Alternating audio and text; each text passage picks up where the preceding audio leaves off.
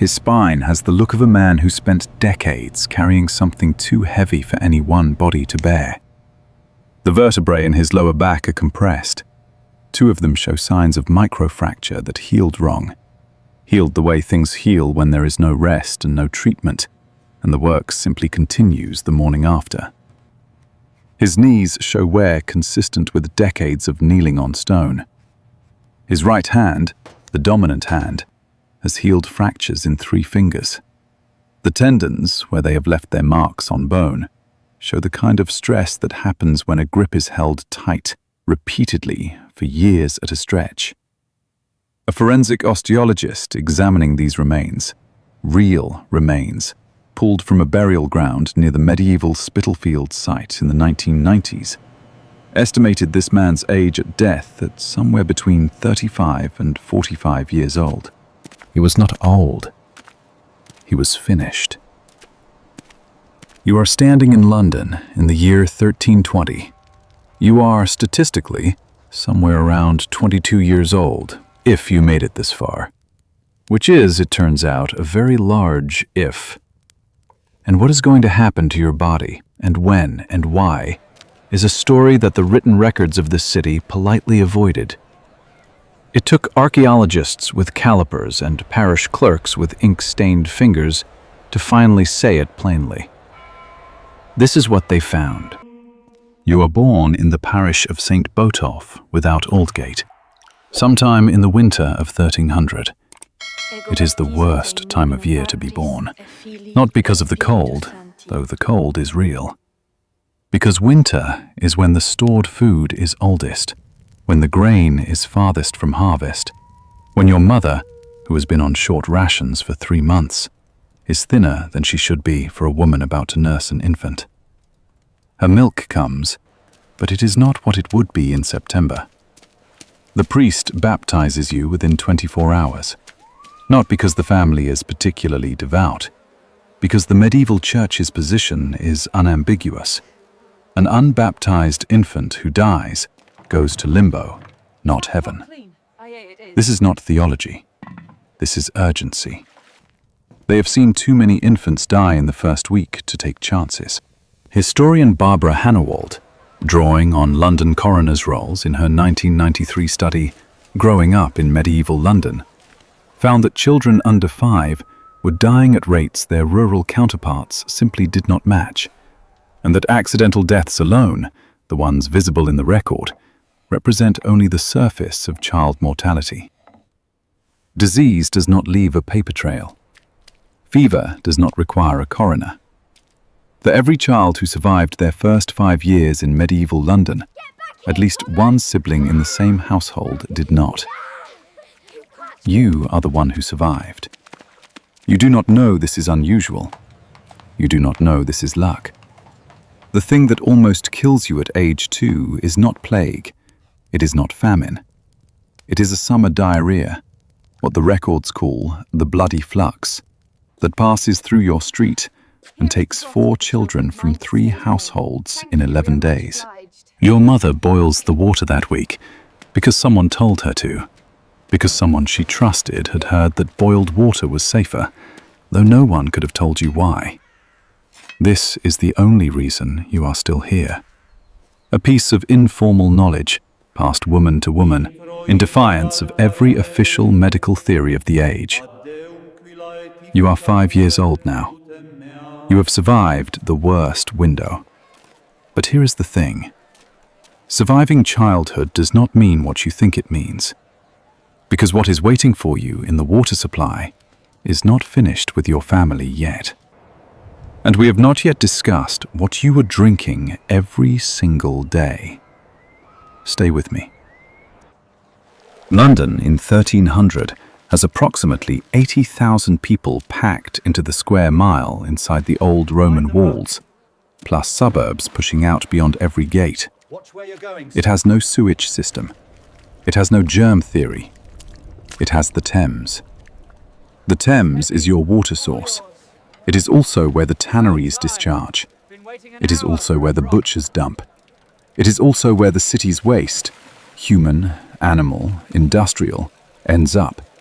carried there by open channels that run down the center of most streets. The Walbrook, the stream that once ran clean through the heart of the city, was so choked with refuse by the 1240s that the city passed ordinances forbidding the throwing of offal into it. The ordinances were widely ignored. Historian Christopher Dyer, writing on medieval living standards, documented that urban Londoners in this period were dying of waterborne illness at rates that rural populations, drawing from wells and springs rather than the Thames, simply did not see. Studies of medieval skeletal remains from urban London sites show childhood stress markers, called Harris lines, visible as dense bands in the long bones, each line representing a period of growth arrest caused by severe illness or starvation. Urban children showed 3 to 4 times the frequency of Harris lines compared to contemporary rural populations. You drink from a conduit, a lead pipe that carries water from the Tyburn Springs, west of the city, approved by Henry III in 1237 and operational by 1261. This is the good water. This is the water the city is proud of. The conduit at Cheapside serves the city's population when it is working. But by 1300, with 80,000 mouths in the city, the single conduit cannot reach them all. You are not always lucky enough to be first in the queue. By the time you are 12, you have had dysentery twice. You do not call it dysentery. You call it the gripes, the runs, the bloody flux, whatever your parish calls it. You recover both times. What you do not recover from is the cumulative damage, the intestinal scarring, the absorption problems that will follow you for life, the slow difficulty in extracting iron and calcium from food. You will never know this is happening. Your body will simply, incrementally, be less than it could have been. You think the water is fine. Everyone thinks the water is fine. The water is not fine. And it gets worse when you find your trade. Because what your work is about to do to your body makes the water look like a minor inconvenience. It gets worse. You are a tanner's apprentice at age 13.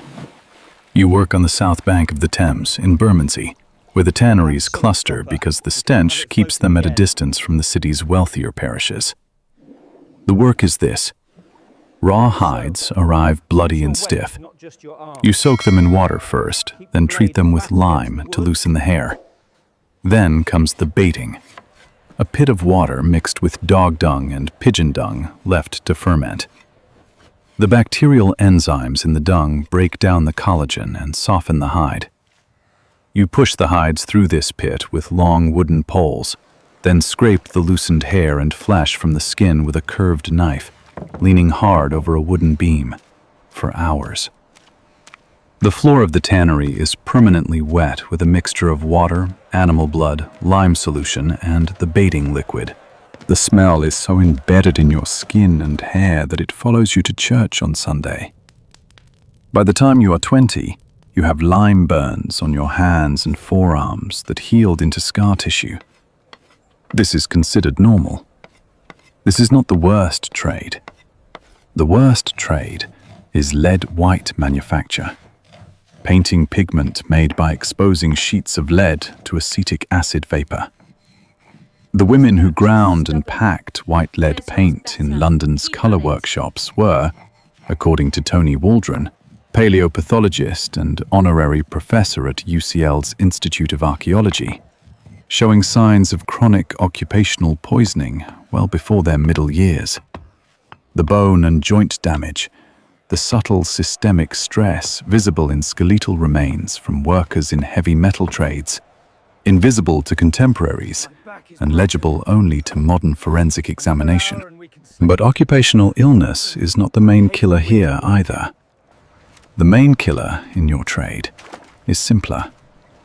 It is the body wearing out faster than it should, under loads that exceed what it was built to sustain. The skeleton from Spitalfields, the one with the compressed vertebrae, the healed finger fractures, was almost certainly a manual labourer, probably a porter or a construction worker. Medieval London was in a constant state of construction. Stone churches replacing timber ones, the new guild halls, the bridge maintenance. The loads that medieval porters carried, documented in city wage records, ran to £200 per trip. Per trip. Upstairs, across uneven cobbles. The body does not recover from this in your 20s, the way it recovered in your teens. The body begins, somewhere around 28, to fall behind. You are falling behind, and your food is not helping. We have not yet discussed what you are actually eating, or rather, what you think you are eating, and what it actually contains. Stay with me. Here is the false comfort that historians offered for decades, and that the bones quietly refuted.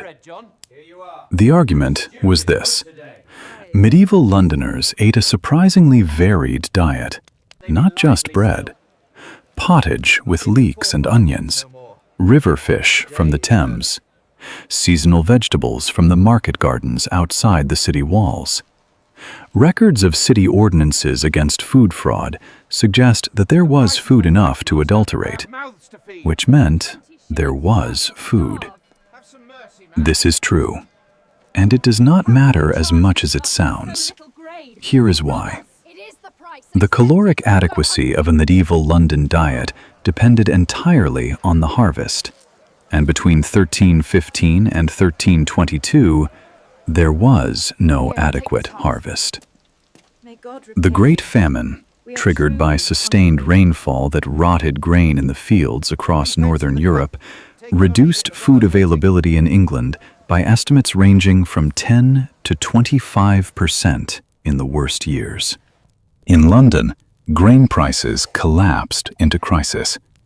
A quarter of wheat that cost 5 shillings in 1313 reached 40 shillings by the summer of 1315, 8 times the price. A tanner's apprentice earning 2 pence a day could not buy bread at those prices. Not enough of it, not for a family. Bioarchaeologist Rebecca Gowland of Durham University, analyzing the skeletal evidence from medieval urban cemeteries, found widespread evidence of metabolic stress, porotic hyperostosis, a spongy thickening of the skull bone caused by nutritional anemia, in a significant proportion of adult remains examined from London sites. Not starving, not visibly dying of hunger, just chronically short of iron, chronically short of protein, chronically operating on a deficit that accumulated quietly across decades. You eat. You eat every day. Some days better than others, most days worse. You are not starving in any way your neighbors would recognize or name. You are simply never quite fed. And that underfeededness does something specific and measurable to the body. It slows healing. It impairs immune response. It means the lung infection you get at age 31, the one that would resolve in 2 weeks in a well-fed body, lingers for 6 weeks in yours, and leaves something behind in the lung tissue, a small legacy of damage, added to all the other small legacies. You are 33. You feel 50. You do not know you feel 50, because you have never been anything but 33. And now we arrive at the thing that is actually going to kill you. Not the plague, not the famine, not a battle. Something smaller, something so ordinary it barely makes the records. The most lethal thing in medieval London had no drama to it at all.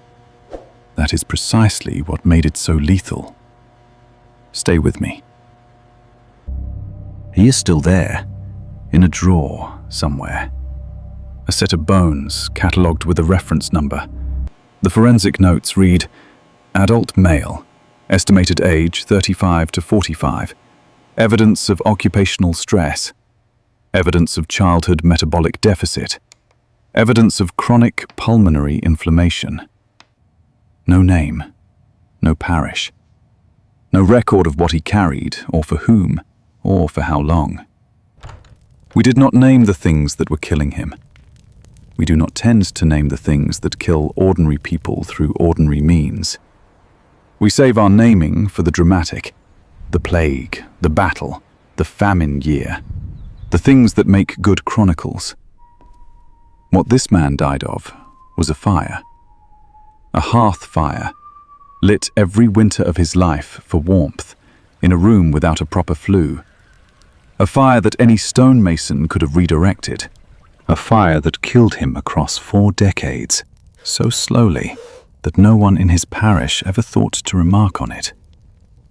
The things buried in the past are rarely the ones we think. Most of them are in plain sight.